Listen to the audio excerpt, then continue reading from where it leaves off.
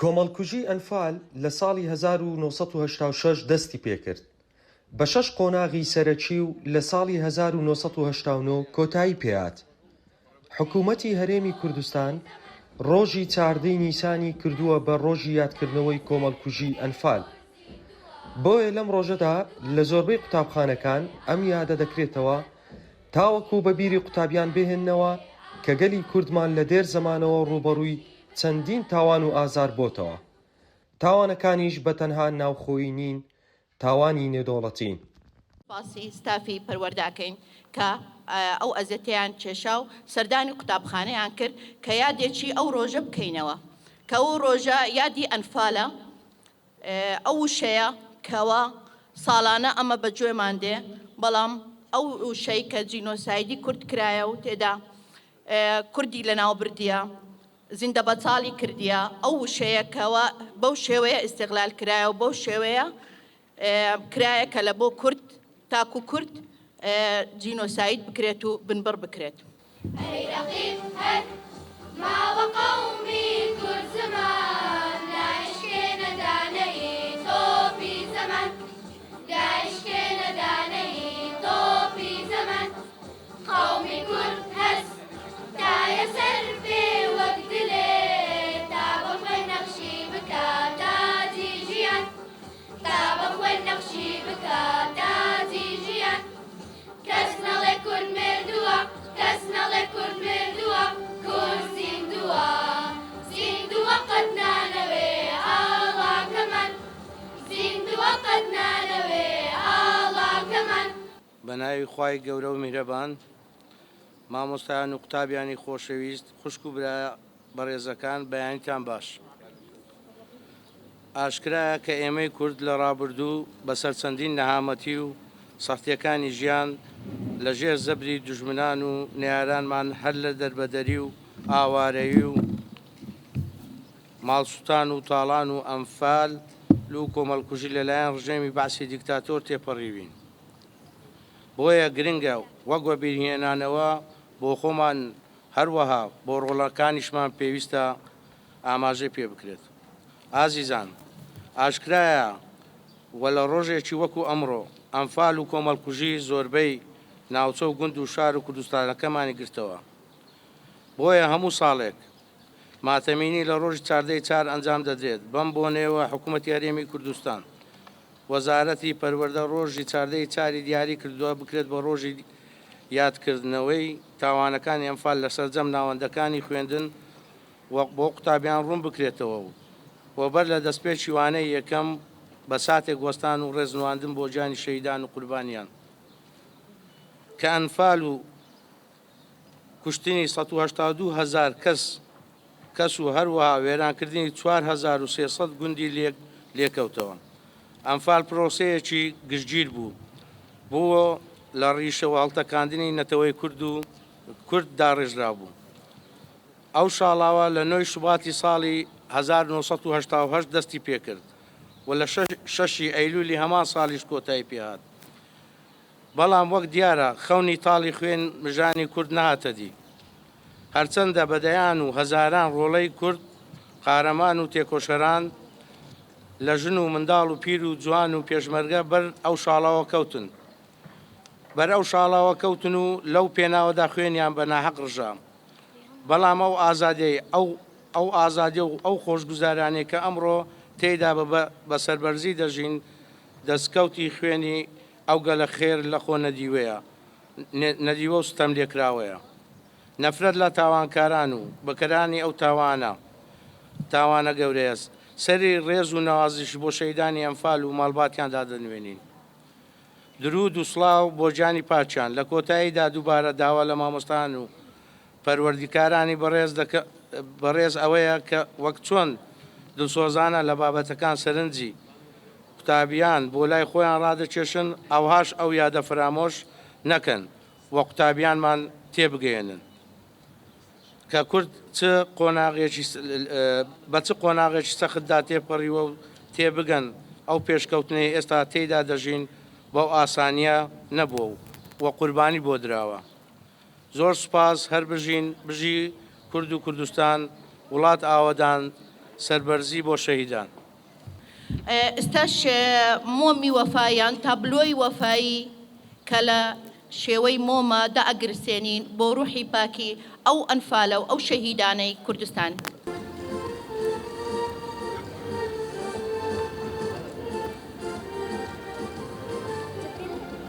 أي شهيدان أي شهيدان أي شهيدان أي شهيدان نامرنا ونشانتان نامرنا ونشانتان إي وابونا رامريما شهيد ويني نريجي شهيد ويني نريجي رابو قلبي راكو قلبي نتيجي داري آزادي شنابي داري آزادي شنابي باقي جيما من جنابي باقي جيما من جنابي تازي برزي دل سرنا تازي برزي دل سرنا دشمني قلدان ودرنا دشمني قلدان ودرنا أي شهيدان أي شهيدان أي شهيدان أي شهيدان نامرنا ونشانتان نامرنا ونشانتان.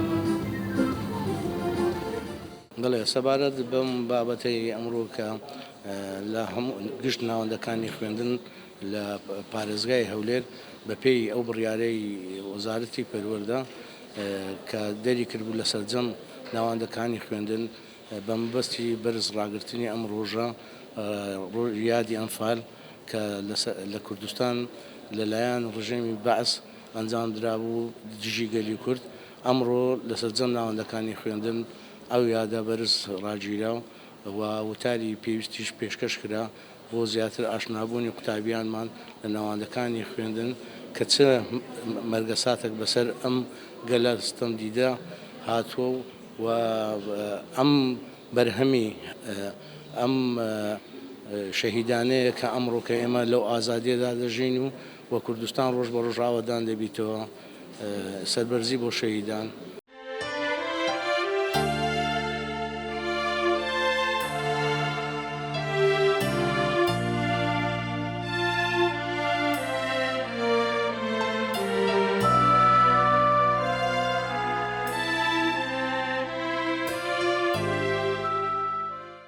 ساڵانە ئەمە یادی ئەو جۆرە کارەساتانە ئەەکەینەوە شەرنی هەر یادی کارەساتێکام کە ڕەنگە یادی خۆشیەکانی کوردیش بکەینەوە ساڵانە یادەکەینەوە لەگەر قوتابیان تاکو قوتابەکان ئاشنا بکەین وەکووە بیرهێنانەوەک تاکو لە بیر نەکەنکەوە کورد بە چ کارەساتەیەکدا ڕۆیشتە و گەیشتیتە بە چێندەر لە سای ئەو ئاڵایە کە ئێمە ئستا بەو ئازادیەدا ئەژین کە دەبی سوپاس گوزەری ئەو کوردستان بین کە ئەمەی گەیاندیتە بۆ سربەستیە ئیدیر ئەو ئایادانەش دەبی بکرێتەوە نابی فرامۆش بکرێت نابی لەبیر بکرێت تاکو قوتابیان لە گریان گەورە ببی بزانن کەەوە لە چ ڕۆژێک گەیشتینە بەو ڕۆژەیە لە چ ڕۆژێکی ڕەشدا گەیشتینە بەو ڕۆژە ڕووناکیە. ئەنفال ئەو ناوەیە کە لێنراوە لە ستەمکردنی لە ناوبردنی مرۆڤایەتی یەکێکە لە پیسترین و درندانەترین کردەوەیە کە دەرحەقی مرۆڤایەتی کراوە ئەو کردەوەیە بوو کە زیاتر لە 1970,000 کورد زیندە بەچاڵ کراون وشەی ئەنفال مانای هەموو ئەو تاوانە جینۆساید و کۆمەڵکوژێ دەکرێتەوە بە درێژایی مێژوو بەرامبەر بەگەلی کورد ئەنجام دراوە ڕژێمی پێشوو هەڵمەتی بە ناوی سوورەتی ئەنفال و قورئان ناوناوە ئەنفال بە مانای دەستکەوتەکانی جەنگ دێت ڕژێمی بەکارهێناوە بۆ ستەملێکردنی گەلی کورد.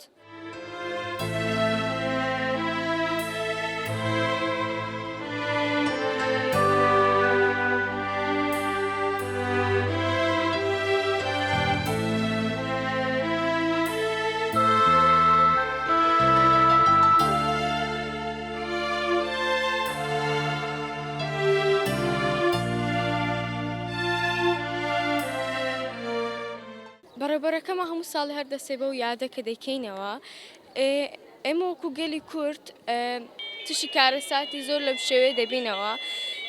هەردەم گەلی کورد لە لووتکەیە و شاناتی بە گەلی کوردەوە دەکەین. هەموو ساڵێ لەو ڕۆژە بەشدارین. مامۆستا بەڕێوەبەرمان مامۆستا ڤیداس هەموو ساڵێک لەو ڕۆژە سیمینارمان لەبۆ دەکات لەسەر کۆمەڵکوژی ئەنفالکراوەکانمان کە تێیدا بەڕێوەبەرمان باسمان لەبۆ دەکاتن لەبارەی ئەو هەموو خەموو ژینەی کە گەلی کورد پێدا تێدا ڕۆی شتیە. بە خۆشحاڵیەوە گەلی کورد بە پێش کەوتووە و ئیشاڵە بە خەونەکانیشمان دەگەین. خۆم بە خۆشحاڵجام کە بەشداریمان کرد دووبارە ئەم ڕۆژەکە لە هەموو ساڵێ بەشداری ئەم ڕۆژ دەکەین. کە بەڕێوەبەرمان مامۆستا ڤیداس کە هەموو ڕۆژێ هەموو بەڕێزان هەموو پیاوانی بەڕێز هەموو پیاوانی وەزارەتی پەروەردە کۆ دەکاتەوە لەم ڕۆژەدا کە ڕۆژێکی غەمگینە بۆ ئێمە گەلی کورد ئێمە قەت ئەم ڕۆژە لەبیر ناکەین و ئێمەش هەر وەک وڵاتانی تر وڵاتێکمانەیە ئاڵایەکمانەیە کە شانازی پێوە دەکەین و سوپاسی هەموو پێشەنەکانیش دەکەن کە ئێمە گەیانێتە ئەو ڕۆژە و زۆر زۆر سوپاس.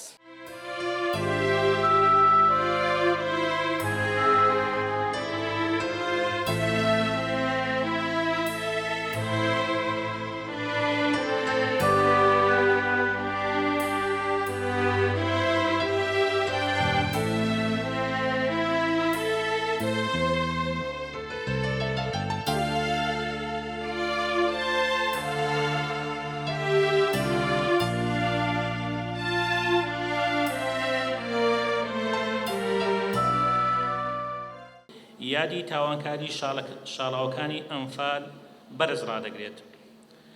سەرەتا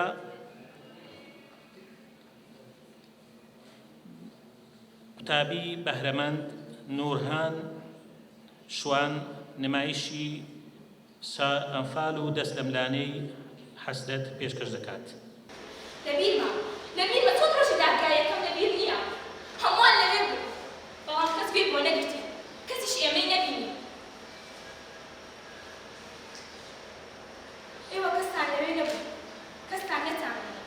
ئێمە هەموومان لەوێ بوو، یەک کەس، یەک زمان، یەک وەکەوەی هەموومان یەک بوو لە ڕۆژی جیاوازەکانی تەمەنماندا. بەڵام کەس ئێمەی نەبینی، کەسیش نەک تەنانەت ڕۆژی دادگایەکە بەڵکو ڕۆژی دەستێدارەدانەکەش لەوێ بوو. ئێوە پێتان وایە کە دەستێدارەدا، بەڵام نا.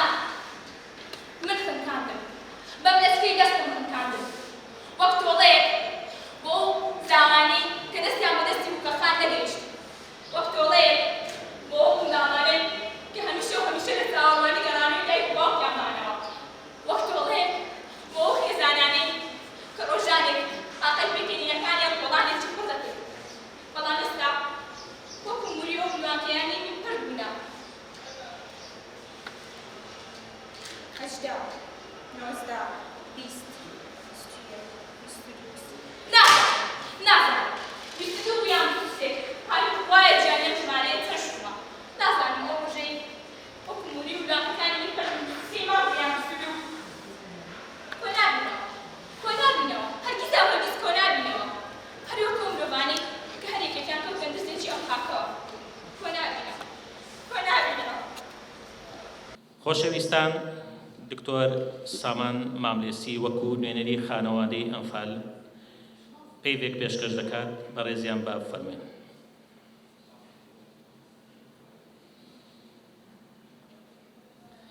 بە ناوی خۆی گەورە و میهرەبان، بەڕێزان مامۆستایانی عەزیز، فێرخوازانی هێژا، کامێرامان و ئامادەبوان، لەم یادی مەرگە ساتەدا سوپاس بۆ بەڕێوەبەرایەتی گشتی پەروەردەی هەولێر و سوپاسی تایبەت بۆ بەڕێوەبەران و کارسازانی ئامادەی کوردستانی گەورەی ئەهلی.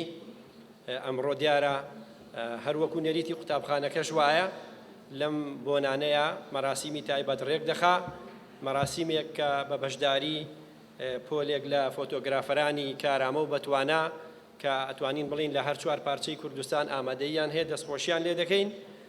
دیارە ئێمەش وەکو کەسوکاری قوربانیانی ئەنفال دەستخۆشی لە هەموو لایەکەکەین. هیوادارین ئەم یادە ببێتە هۆی بەهێزکردنی جانی نیشتیمانی و خۆشەویستی نیشتیمان و ڕێزگرتن لە قوربانیان و داواش دەکەین دیارە لایەنە پەیوەندیدارەکان خزمەتێکی زیاتری کەسوکاری ئەنفال و ئەو قوربانیانە بکەن کە بوونەتە سمبولێک بۆ نیشتیمانەکەمان. بەڕێزان دیارە دووبارە جێگەی دەستخۆشیە کە ئامادەی کوردستانی گەورەی ئەهلی ئەم بۆنەی ڕێکخستووە.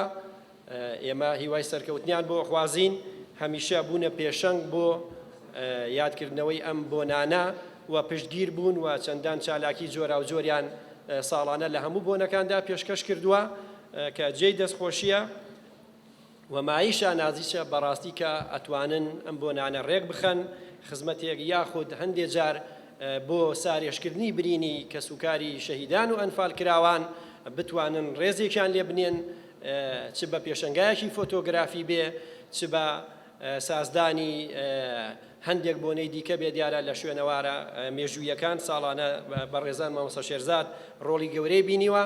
سوپاس بۆ هەموو لایەک، دەستخۆشیتان لێ دەکەین بەو هیواین برینەکان سارێشتر بن، خزمەتی زیاتر بەو کە سوکار و یاخود پاشماوانەی ئەنفال و شەهیدان بکرێ، ببێتە مایەی ڕێز و خۆشەویستی و گەشە بە ژیانی داهاتویان بدەن. زۆر سپاس بۆ هەموو لایەک.